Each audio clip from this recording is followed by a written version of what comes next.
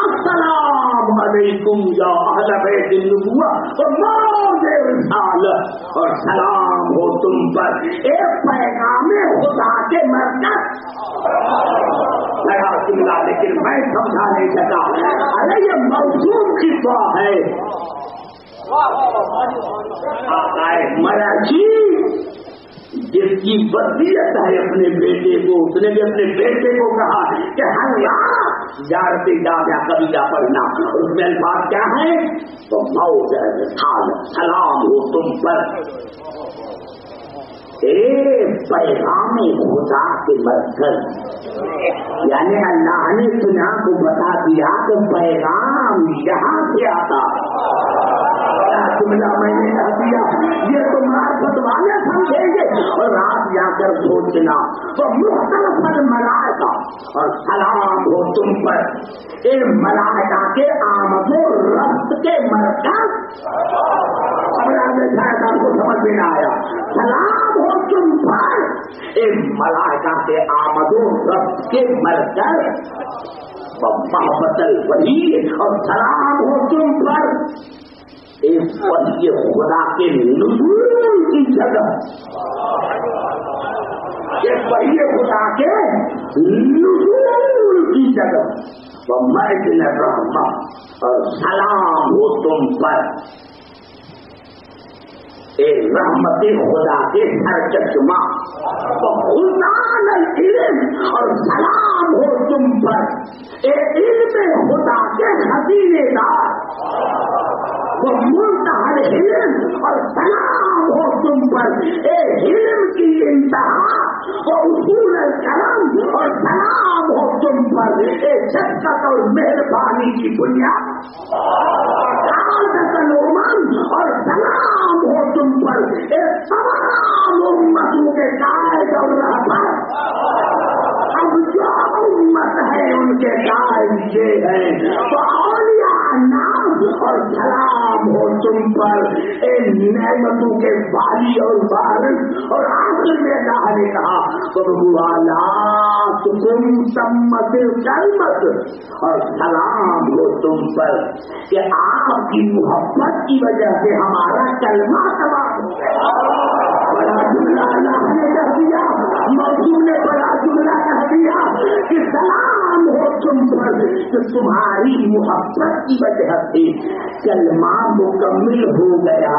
ارے لاکھوں کلمے پڑھو بیکار ہے جب تک کلمے میں ان کی محبت نہ۔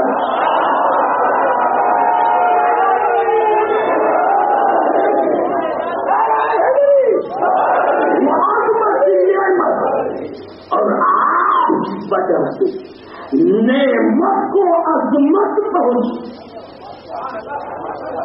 زبان سے بات ہے، اتنا بڑا جملہ آپ کی وجہ سے نعمت عظمت پر پہنچی، یعنی موسوم نے بتا دیا کہ ان کا وجود جو ہے رحمت ہے، ان کا وجود جو ہے وہ نعمت ہے، ان کا وجود علم ہے۔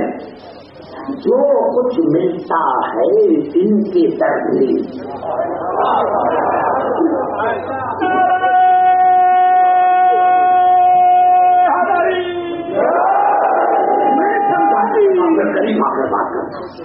میں سمجھا نہ سکا تو قریب آ کر بات کرتا ہوں۔ یہ الفاظ ہے سورۃ الفتح سے، انا ارسلناک شاہدا ومبشرا ونذیرا۔ اللہ نے ارشاد فرمایا کہ میں نے رسول تمہیں ارسال کیا، میں نے تمہیں بھیجا نذیر بنا کر، بشیر بنا کر، شاہد بنا کر، میں نے تمہیں ارسال کیا۔ ارسال اللہ نے کیا، بھیجا اللہ نے، کیا بنا کر؟ شاہد بنا کر، نذیر بنا کر، بشیر بنا کر۔ اب اللہ فرمائے کیوں؟ لتؤمنوا باللہ، تاکہ لوگ اللہ پر ایمان لے کر آئے۔ اب آگے آئے گا، آپ نے وہاں تک نہیں پہنچا، میں نے کہا ایسے نہیں، الفاظوں کو تمہارے سر سے گزرنے نہیں دوں گا، پھر کوشش کروں گا سمجھانے کی۔ پھر سنو، اللہ نے کہا انام ارسلناک شاہدا ومبشرا ونذیرا، ہم نے تمہیں بھیجا، پورا بتا، ہم نے تمہیں بھیجا شاہد بنا کر، بشیر بنا کر، نذیر بنا کر، لے تاکہ لِتُؤْمِنُوا بِاللَّهِ، آپ لوگ اللہ پر ایمان لے کر آئے، رسول ہی تم پر ایمان لے کر آئے، وَتُعَذِّرُوهُ تمہاری مدد کرے، وَتُذَكِّرُوهُ تمہاری توقیر کرے، تمہارے بتا کو سمجھے، تمہاری عزت کو سمجھے، تمہارے بتا کو سمجھے، تمہاری مدد کرے۔ اللہ نے بھیجا کیوں بھیجا کہ مجھ پر لوگ ایمان لے کر آئے۔ یا اللہ تو نے رسول کو بھیجا اسی لیے تو لوگ تم پر ایمان لے کر آئے، یعنی تو نے وسیلہ بنایا رسول کو۔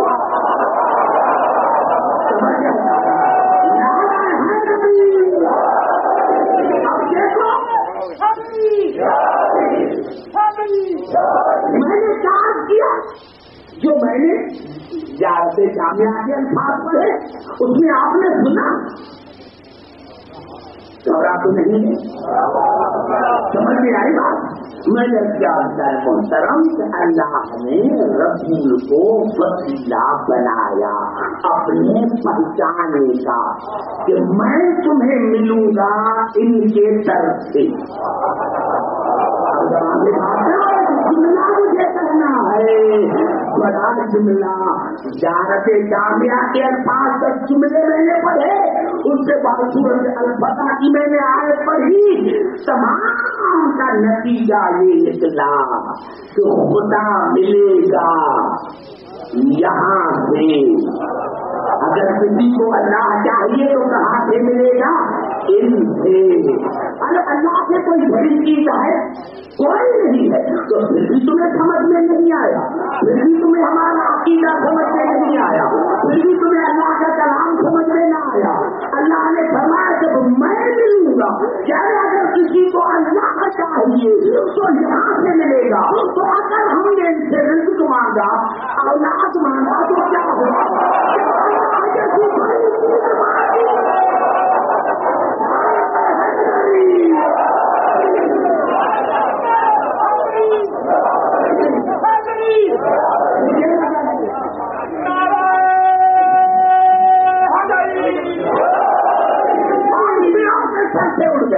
میں نے کیا کیا؟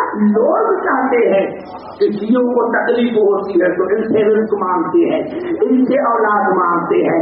میں نے یہ جملے دارتے جامعہ کے اور یہ سورۃ الفتح کی پڑھ کر دنیا کو جواب دیا کہ اللہ نے اپنے لیے کہا کہ اگر تمہیں اللہ چاہیے تو یہاں سے ملے گا۔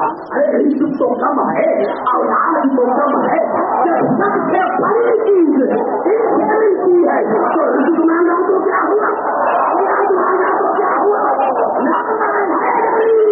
السلام عليكم يا أهل بيت النبوة وموضع الرسالة ومختلف الملائكة ومهبط الوحي ومعدن الرحمة وخزان العلم